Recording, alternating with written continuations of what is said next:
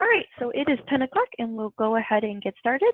This is the fourth quarterly WISPALS training webinar, the last one of 2019. And instead of doing just one topic for a full hour, I thought we'd try something a little bit different to see if this was helpful and do 4 topics within 1 hour. So that's about roughly 15 minutes for each topic. We're going to look at an overview of media management and looking at making adjustments and acquisitions, global updating, and creating macros for Sierra functions. So any time throughout today, if you have any questions, please feel free to interrupt and ask. That's not a problem. But I'm going to go ahead and get started, and we'll look at media management first. So what is media management? It's a product that allows us to provide basically media files to our users through bib records in Encore. So there are various types that we can load into the system, and I will provide like a notes sheet along with the recording so you have all of this information as well. There are specific file types that we can load into Sierra and some that we can't. So I want to make sure you guys have those. So that'll be a part of the notes. Some of the files that we can load are images like bitmap, JPEG, PNG, and TIFFs. One that we can't load though are GIFs or GIFs. I'm not quite sure how to pronounce that. So some things like that may need to be converted to a file type that can be loaded. We can also load sound files, movie files, animation, different types of documents like Word docs, PDFs, text files, URLs, and then also HTML files. But before we even actually look at that, there's a little bit of kind of back-end management that you have to do in order to be able to use media management. And that essentially is we need to go into the admin app. So if you do not have access to this, or someone at your library should, if it's not you, otherwise, I can do this for you at any time, but you do need to log into the admin app and make a quick few changes. So when you log into the admin app, you just use your Sierra login. And if you have permissions to use this, you'd be granted access. But again, if you don't or are not sure, please let me know. In the admin app, there under the user accounts, we have to make a change to workflows. So go to workflows. It looks like, I'm pretty sure that some people have made some changes to workflows because we have some big duplicates here. We have different ones for different schools. But a lot of them don't include one important function, and that's media functions. So for instance, like this generic circ one here, that a lot of people use this one, but the media functions is not one of the functions here.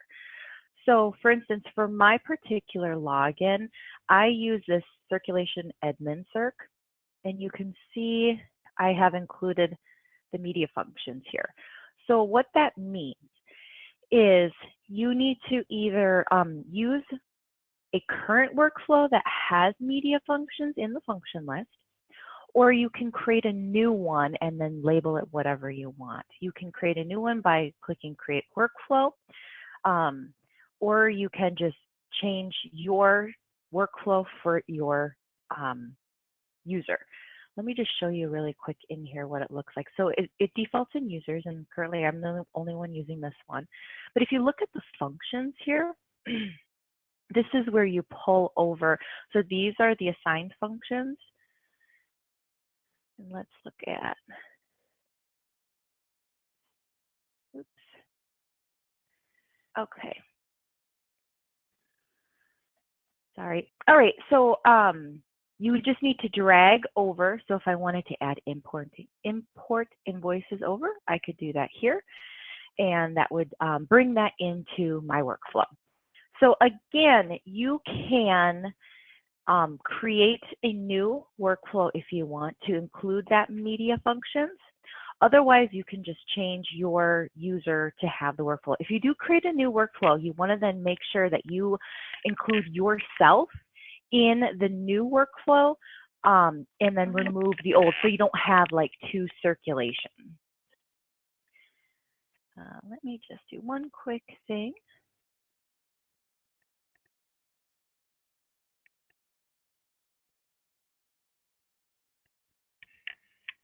All right.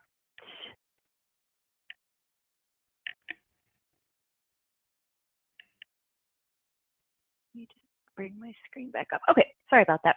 All right, so once you do that, the other thing that you will need to do if you don't already is in your permissions, you do need to make sure that you have access and are allowed to do different functions for the media functions. So you need to make sure that you have access to a few permissions. There's 4 of them. There's 601, 602, 603, and 604. And those are just adding media, modifying media, deleting media, and so forth. So how you do that is, if you're not familiar with that, again, you can just ask me and I will do that for you. But if you want to take a look at it, you look for your name or your user, and under permissions here, you want to make sure that you have those 4 assigned to you. And again, I'm going to include those in the notes so you have them. If not, then you can just bring them over or ask me and I'll make sure your account is all set up.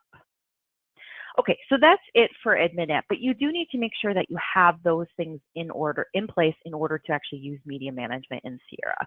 That's essential. Once you have that in Sierra, then you'll see that under circulation, you'll have media functions and it'll be in whatever order you had put it in the workflow. So I'm going to go ahead and click on that. So media functions, when you come here, it looks just kind of like the general search holds or cataloging function. But when you, typically when you have a record that you want to attach media files to, you already have a bib record and you already have the media. So maybe you have some PDFs or you have some images that you want to attach to a existing bibliographic record. When you have your files, each file is contained in something called a media set. And let me actually bring a record up. I have created a generic bib record. So I'm just going to search for that. And remember, I'm in my media function here. So when I do my search, it immediately takes me, because it's the only title, it takes me here. And this screen is a lot different than just the cataloging or the search holds function in circulation. So it shows me some different things. This is the media functions again. And so I see this media manager here. So what I was saying is that we have something called a media set. A media set is essentially linked to a bibliographic record. Now, your media set can have multiple image files, but it can only have, so you can either have a media set of multiple image files or a media file of any non-image type like a PDF or something like that. However, you can have multiple media sets attached to one bibliographic record. So I'll just take you through, I've already added so I made a generic bibliographic record. And I have already attached a file, but I'm going to walk you through how I did that, and then we'll look at it in Encore as well. So when you have your media functions and you bring up a bibliographic record, what you're going to see is just typically this. I've already got a media file here, but if you are in a bibliographic record with no media attached to it, it's just going to default onto this media manager file and it's going to say add media set. So we can go ahead and click on that, and then you'll notice here a new media set popped up below. And over here we have this, on the right side, we have a media set description option. And there's some different things that we can fill in. And so we want to make sure we address a couple of things here. So the description here, under the media set description, we have a title.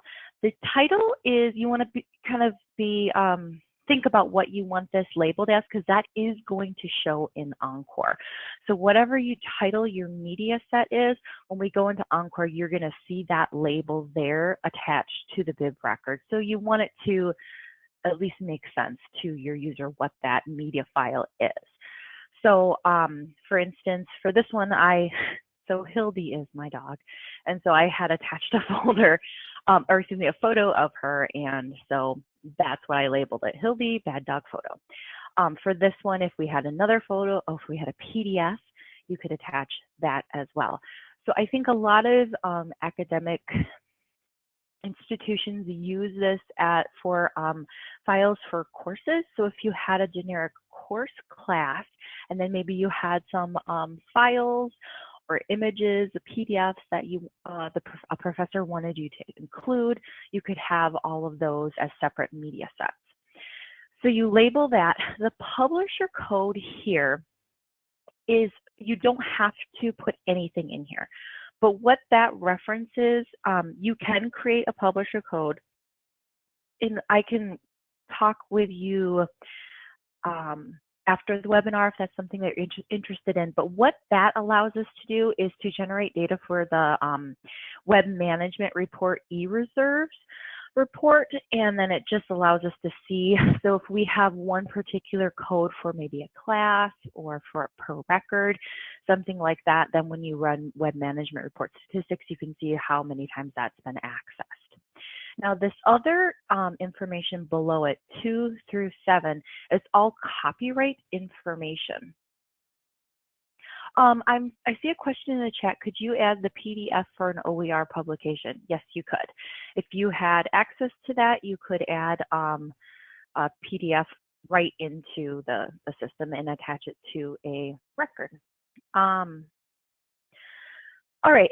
So as I was saying with the monetary stuff, this is all related to copyright information. So if you have if you need to charge for printing or viewing, that all, you can put the charges in here, and those would then, when patrons access those files in Encore, they'd have to be logged in, and that would get charged to their account. I left everything blank for mine so we can just look at it together in Encore. But you can put, for different options, you can, like first page, whole document, printing, so forth, you can add charges in there. Down at the bottom, or actually let me jump here, use image viewer, that the defaults will be checked.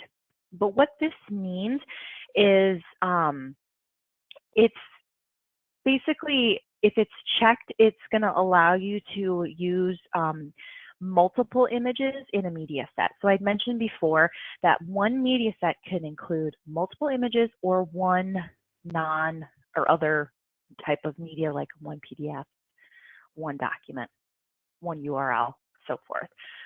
So if you want to include in one media set multiple images, you have this selected. When you click import file for your images, it will allow you to select multiple images for that one media set. So down below here we have our options. We have import file, scan, import URL, and link URL. So import file is, it's just like attaching a document to an email or something like that. You're just going to click on import file and search your actual PC or anything that your network connected to. So you can search your desktop, any of your, your documents and so forth. One thing to note is down here under file type, you will need to select. It doesn't have a default like all documents or anything like that. You will actually have to select the type of document that you want to load. Oh, it does actually have, okay, it does have all formats now. I think that must have been an upgrade in our recent upgrade. It didn't used to let us do that, so that's awesome. So you can actually view everything, but I think the default is the first, which is TIFF file. So if you're not seeing your document, make sure you change the file type before you search for it. All right, so we have the option to scan. The one thing I wanted to note about scanning is that you do have to have a scanner either network connected to your PC or directly connected to your PC in order for that to work. So that does have to run through your computer. Importing and linking a URL. There's a little bit of a difference between those that I wanted to just run through really quickly.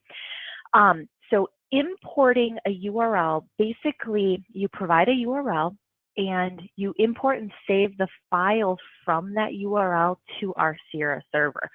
So if there's an image or a file somewhere out on the web that you want to import and bring into the server, you can import that URL. So you essentially or import that document from the URL. So that's the option there. Linking our URL is just essentially launching the application you've associated with the URL. So if we have like an app or a website that you want to include, as soon as they click on that, if you linked it, as soon as they click on that in Encore, it would automatically take them to that application or website. So again, the import actually pulls in whatever PDF, image, anything like that that's on that URL and actually saves it into the server. Okay, so Katie's asking, can you password protect the file like for a class? I'm actually not sure about that. As far as I know, you can't, but I will look into that and I will include that information in the notes that I provide after the webinar. Okay. Oh, so Catherine's asking, is there an advantage of using a linked URL rather than just using the 856 field of the record? I think the advantage is that with media sets, when you have multiple media sets, let's say you have a bunch of stuff for one course, it'll be included in all of the other media sets, so it won't be a separate URL down in the bib record. It would be included right up at the top. And actually, let me jump over to Encore so you guys can actually see what it looks like. So again, we had this record. So I have the record in here, and you can see in Encore, here's the bib record. I have it as listed as a book, but then there's attached media.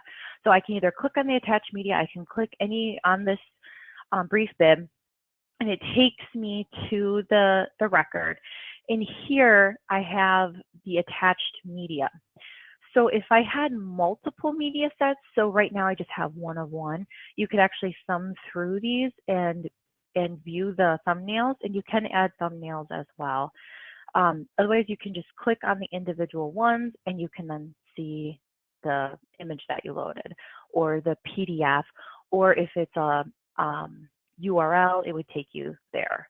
So again, the advantage is that it's going to be included in that media set, and it's going to be right here. So as I mentioned before, there may not be very many instances where you attach media to like a standard book, but you might use it more for like internal resources or course information, that type of thing. So are there any other questions? It's already almost 20 after about media management. That's just the basics. Can patrons download the files? Yes, yes they can.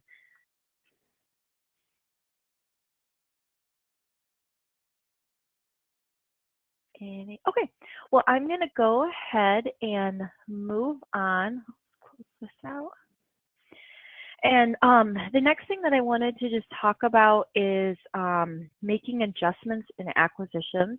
So I'm going to close out of this. I didn't actually import anything else.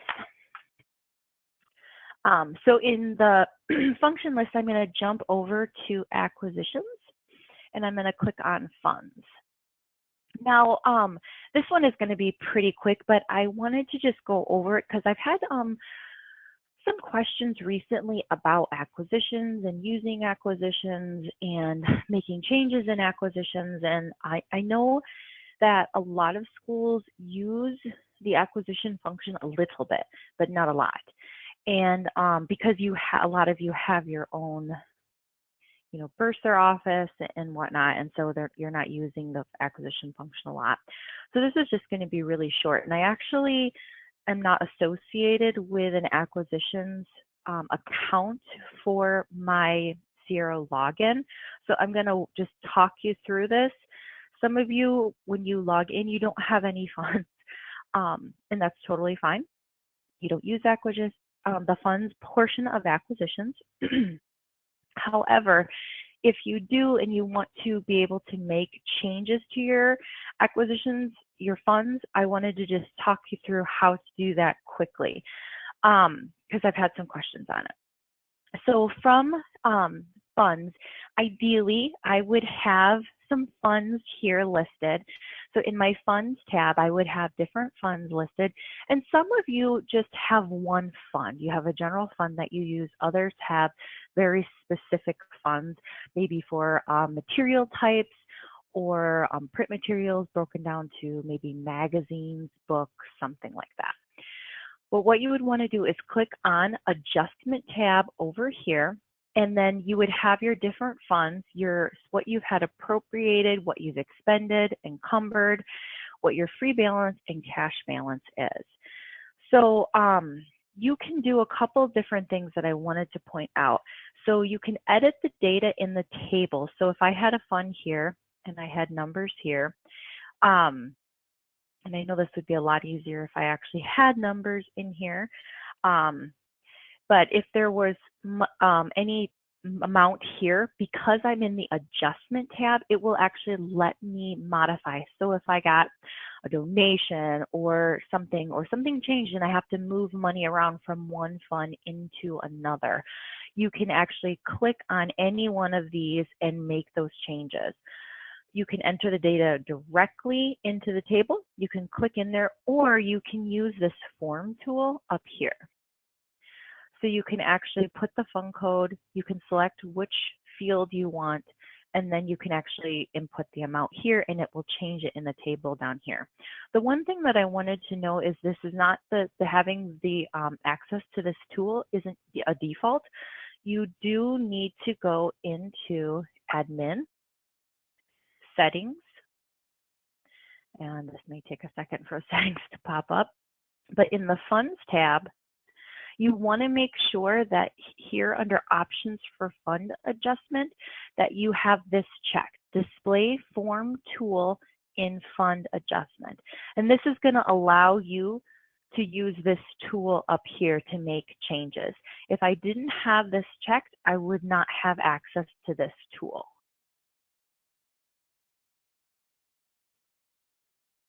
Okay, so under any of these columns, you can make any changes.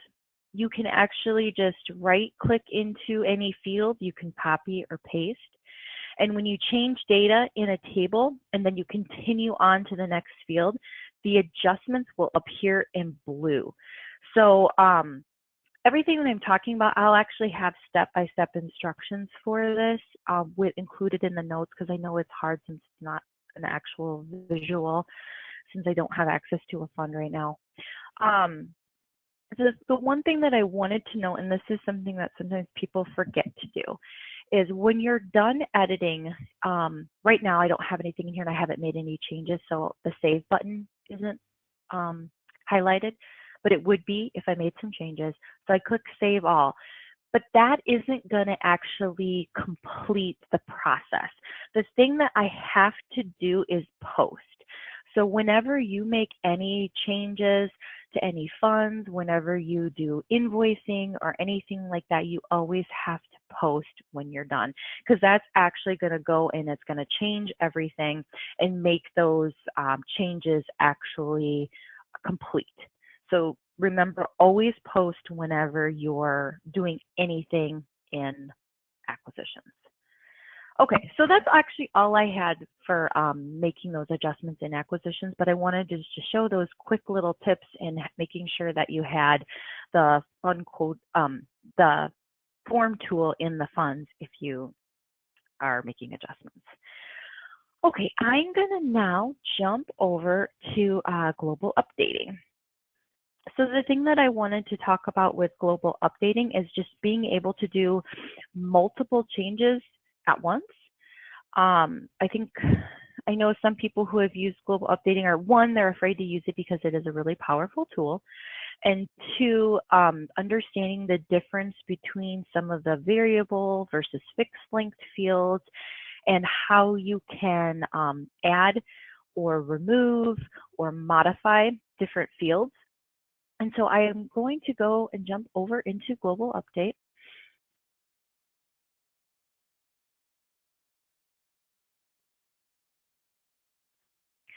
All right, so the thing with global update is we are in a consortium, so there are records that we have access to that aren't ours. And so we want to be cognizant of that.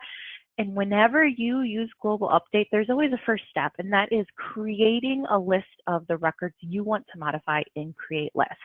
That really is key and is essential. So make sure that you have put all the records, if they're, all of your item records, your bib records, if it's a portion, if it's something that you just maybe loaded into the system and you need to modify, make sure that they are in a create list review file. So I have already put in, I've actually loaded some records from the WISPALS overdrive, and I've got them in the system, but I haven't modified them yet. And so I'm actually going to do that right now, and I'm going to walk you through modifying a list of records by changing multiple fields. So up at the top, the first default is select record. So like I mentioned before, we want to use a review file. So depending upon what your review file type is, you have an option up here of all the different file types that we can modify. The default is always bib record, but if you're doing something with item records, note that when I select item, bib here does not deselect, and that can kind of trip people up. So if you're just doing item records, you may want to deselect bibliographic records. That will help and only give you item field options for the command inputs. And that can be a little bit tricky. If you keep the bibliographic in there, it can be a little confusing. So uncheck that if you're using one of the other options. I am just going to be modifying bibliographic records, so I want to select that. Under index here, this is where I can select my review file. So I don't have a record span or a specific record number. I have a review file that I want to use. So I'm going to select review file, and then I'm going to go over to the drop-down box under review file and find my list of bibliographic records that I want to modify. So I've got the list here, and I'm going to click search, and what that's going to do is just pull them into the global update, and it's going to list all of them here. And this particular one only has 9, but I can modify 10,000 at once if I want. So I've got my records here, and I can easily glance through and verify, yep, these are my records. I've got the right thing. I'm going to go ahead and move forward with making my changes. So the next step is to come over to the tabs on the left-hand side and click Command Input. And this is where we tell essentially the system the changes that we want to make. We get an automatic pop-up box, and the commands that are listed here are specific to bibliographic records. Because remember, we selected the bibliographic type on the search records, and so that's the reason we get these choices. If we'd select patron records or vendor or something like that, we would have different choices. So when looking at these, I want to change two different types of fields. I need to change a location field, and then I also want to add a variable length field. So the fixed length field, as you remember, are the fields at the top of the records where we can't put in free text. We have to select from something that's existing already in the system in a table. So those fixed lengths they're already there. I can't just add whatever I want. So in our case, the location code is a fixed length, and I want to add a location, or actually, I'm not going to add, I'm going to change the location code because it right now has a default of just the ZZZ. So I'm going to select change fixed length field. which is right here. I can't make this the text any bigger. Hopefully you can see this. Change fixed length field. I'm going to click OK. And then here I get all of the fixed length field options. So I can double click on that. And for a bib record, these are all the ones that are just at the top. And I want 26 location. So I'm going to select that. And it's going to give me an option to either find any or find a specific, because remember this is changing. If these records had multiple location codes and I wanted to change one of them, I could then say find this specific location code and change it to this other specific location code. Right now I'm going to leave it as default any, because I know all of those 9 records just have that default ZZZ location code. And I'm going to say replace it with this one. So it's AWIOD, it's our WISCAL overdrive location code. And I'm going to say okay. So that's my first command. For all 9 of those records, I'm telling it to change the location code, any location code that it finds, to AWIOD. Now that's not the only change I want to make. I also want to insert some things. So I want to be able to insert some variable length fields. What I want to insert is a note field, but I want to insert 2 different kinds of note fields. I want a 599 and a 590. So what I'm going to do now is come up here to the command input and click add, because I want to add another command. So I'm going to come here and I'm going to select insert variable length field. And just as a reminder, variable length field allows me to put in free text. So I can put in anything that I want, and I can say I want it in this particular field, maybe at this mark tag, and so forth. So here it's asking me if I want to use a mark field, and I get the field group tag, the mark tag, and whatever indicator I want it at. So I'm going to double click here for field group tag, and you can see all of the different options. So these are just the general publisher, author, standard number holdings, and so forth. I want a note field, so I'm going to add that. Now my mark tag, as I mentioned before, I want 2 different kinds. So in this first one, I'm going to do a 599. And then the data, this is where that free text goes in. So I actually have, I'm going to add quite a few of them. So I want this, and I'm going to say, okay, I added Gateway Technical College, but I actually also need to add in 5 more with different names in there. So what I can do is click on this one and say duplicate, and then I can just go in here and edit it, and then I can just change a portion of it so that I have this in here. Click OK. Again, I can duplicate, and I can edit that one, and I can go through my list real quick.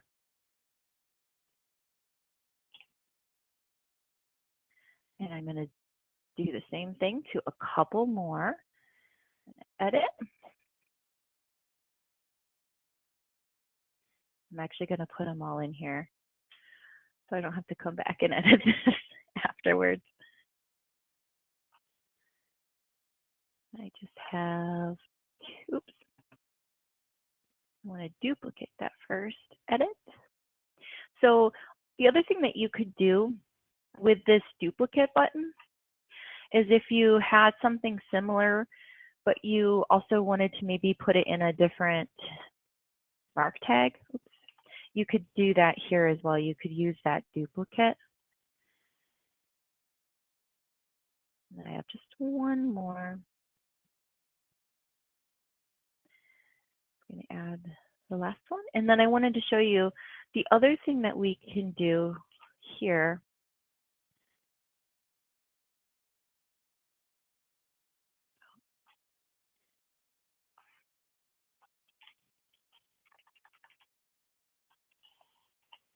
Let me go back and fix this one quick.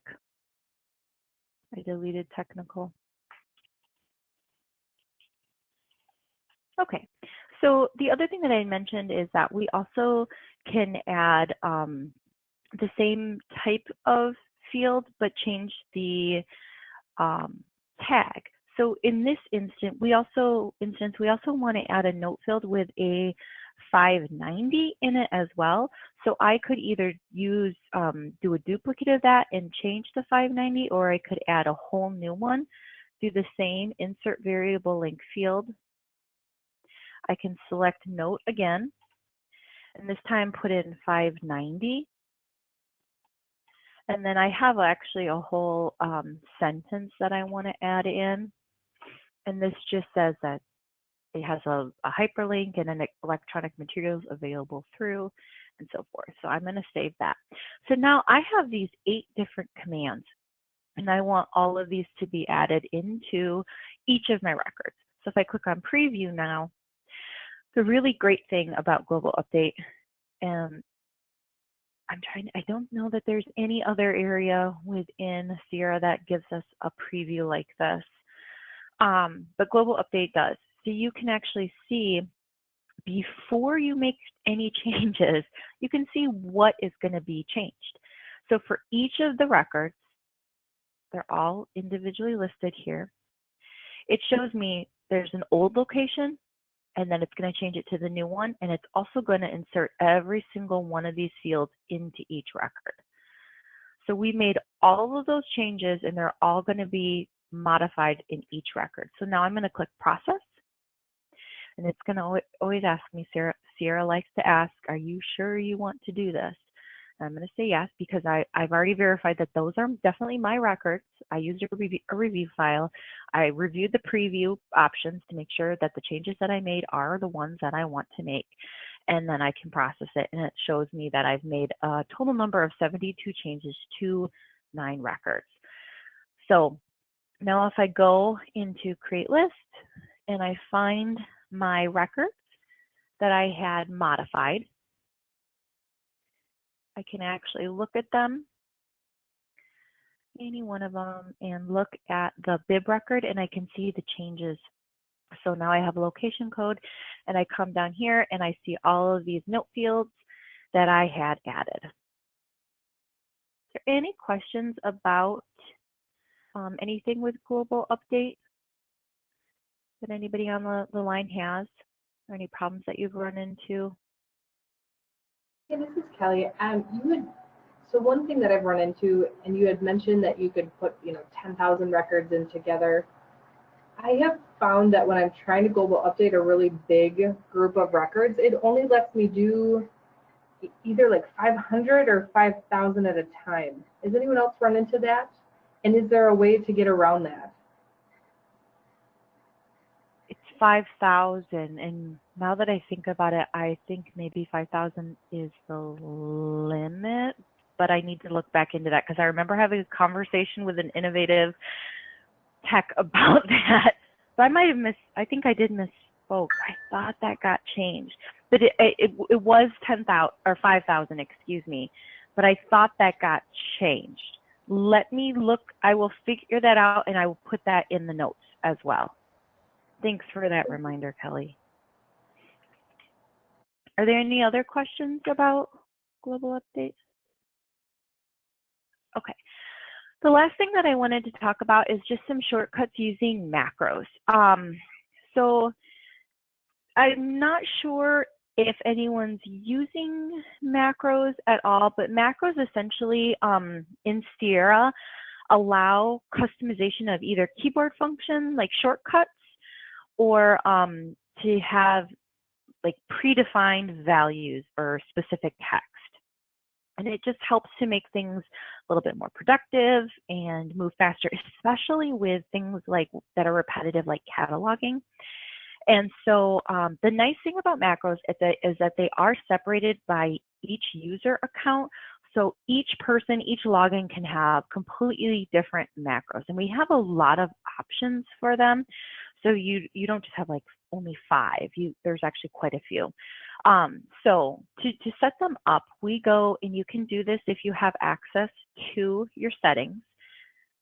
If not, you can You can also do this, so if you have access to the admin app and you have access to your library's users, you can go in and do all of this adding macros or modifying macros for your users in the admin app as well. But I'm just going to show you how to do it right here in Sierra. So again, I went to settings and we have a macro tab, and we have 4 different tabs here. So we have no modifier, alt, control, and shift. What this means then, we've got these different rows, F1 through F12. So we've got function keys on your computer that you can use. And the no modifier means I'm simply, oh, Kim is saying they use them for program code messages. Awesome. That's a perfect example. So there are different, as I mentioned before, there are different, like the modifier, alt, control, shift. The no modifier means I'm simply clicking F1 or F4 or whatever. Alt means if I'm in the alt section, the alt tab, it means I'm selecting alt on my keyboard and then F1 or F12. Same with control, would be control F1 and shift F1. So it just gives us the option to have, 48 different options. Note that there are some that are reserved because they're system used, and so we can't actually edit those. But what I wanted to show you is how to do shortcuts. I don't know that a lot of people have these set up or know how to set them up, and I think they can be really useful and just make things a little bit quicker. So I wanted to show, I have 4 right now in my no modifier. So that means if I just click F1, it's going to do something. These, when you look at them, and I'm so sorry, I can't make on my screen this any larger, so I know it might be hard for you to see. Again, I will include some notes and I will include all of these different shortcuts and how to create them in the notes as well. But when looking at these, so in my F1, F2, F3, and F4, I have created keyboard shortcuts. So looking at F1, what it says, if you can't see it, it actually says percentage alt plus G% U% D% H. So what the heck does that mean? And how do you figure out what it means, and how do you figure out what to put in there to make something happen? So what I want to do is what these mean, all of these right here that I've created, these are keyboard shortcuts to take me from functions. So I'm going to close out of this just so I can show you. So you're not going to see it, but I'm going to just click the F1 function key on my keyboard, and you're going to see something pop up and you'll see it happen. So I'm going to click F1 right now, and the Go popped up and it automatically took me to circulation desk checkout. So if I clicked F2 right now, it's going to take me to cataloging. F3, it took me to create lists. And F4, so before when we had media functions, instead of me going into media functions here, and I have quite a few on here, so it might take me a minute, I could have just hit F4 and took me there. So how did I know how to create these? The key actually is in this Go section here.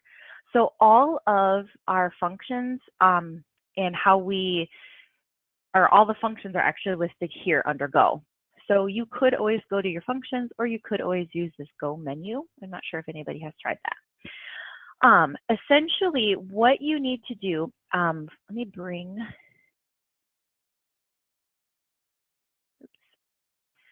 settings up again, just so you can see those. So I have my macro here. So all of these, whenever you use a shortcut to a function, you always have to start it out with a % and alt. All keyboard codes must be enclosed with those % signs in order to work.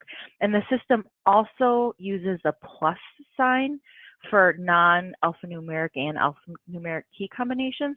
So I have the %alt plus.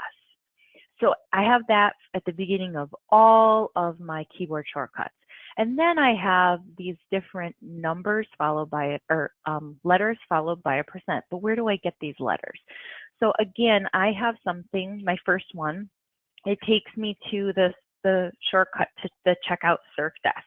And it's G, U, D, and H. So let me show you how I figured that out. So under Go, do you see how all of these F file is underlined, the E in edit is underlined, the V in view and so forth, the P in report. So that's actually what I'm looking at. So I'm looking at the G, that's my first one. Remember, it was G, U, D, and H. So I have G. And then I wanted circulation. And I'm sorry if you can't see this, you may need to play around on your own Sierra in order to see it. But the U is actually highlighted in circulation, so that's where the U comes from. So again, I have G, U, and I want the checkout desk, sorry.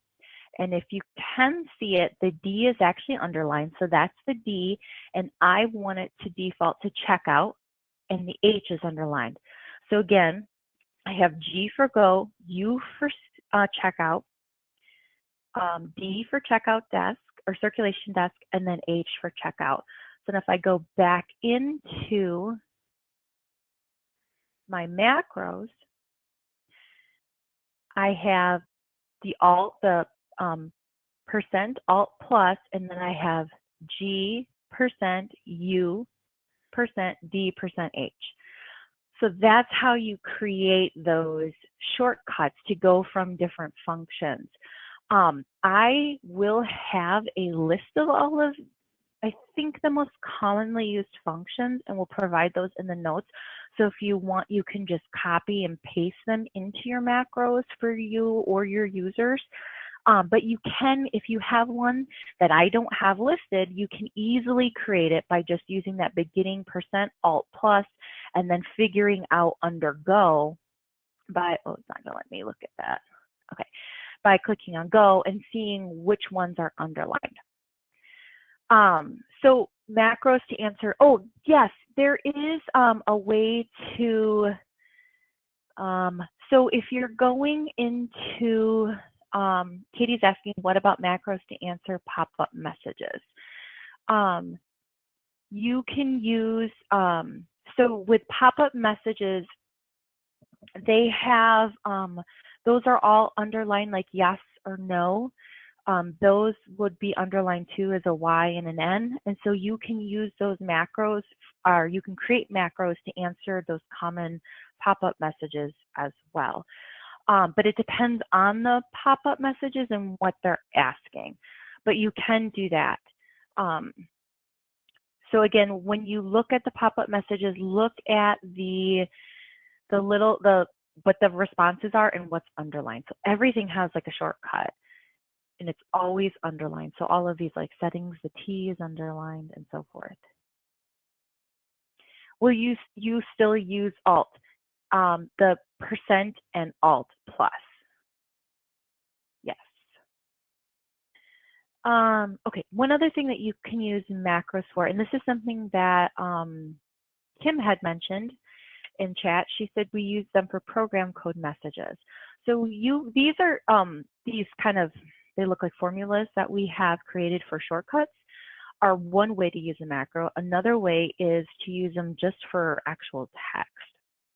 So this can be really helpful in cataloging. And I think the nice thing is that if you're working on a specific project, you could put a temporary macro in here because maybe you're adding something to a new collection, or you're cataloging something and you're going to be using something that maybe it starts with a certain thing, and then you need to, for each individual one, add information after it, so you can create a temporary macro. One of the things that I know some people have used macros for is for cataloging in their barcodes. So for instance, you could have your beginning portion of your barcode as a macro, and if you have a code bar logic barcode, you'd have 3 for your to indicate that it's an item, material, and then your library identifier. So for instance, if I had like something like that, 378901, and then that's the beginning of my barcodes, and then I had followed by the item, barcode number, and then the check digit. So if I have that in there every time I'm cataloging and adding a material, I always just hit F6, and it has a beginning portion, and all I have to do is type in versus, I mean, you'd probably scan, but this is just an example to show you what you could do, or if you're looking something up, or maybe use it for patron or IDs, something like that. So again, for example, Kim says, I think that's probably the best example. They use them for program code messages. So again, you have quite a few options for these macros, because you can use the Alt, the Control, and the Shift to create macros. But they're just essentially here to make things easier, right? So you can create these different shortcuts to just go from place to place. And I do recommend, I like using the macros to go from, like I use most often just the cataloging function and create list. And so I'll just use those because it's so much quicker than having to go and scroll, because maybe my particular functions are really long. Maybe yours aren't, and it's not a big deal, but it's just handy and quick. So are there any questions about those macros?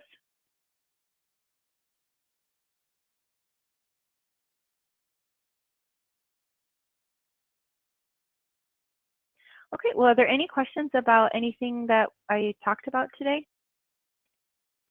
Any of the 4 topics?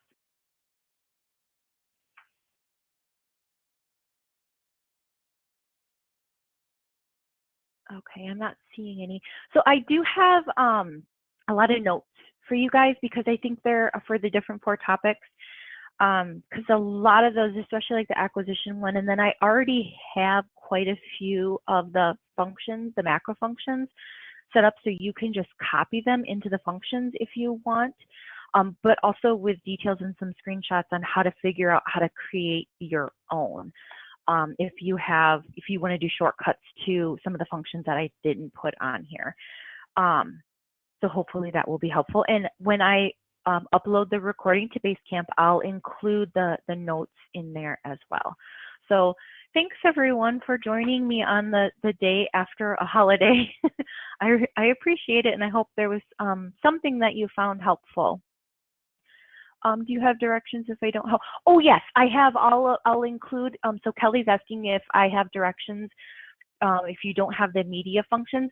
As I mentioned before, when I was looking through everyone's workflows, I noticed that I think very few people actually have the media functions included in the workflow.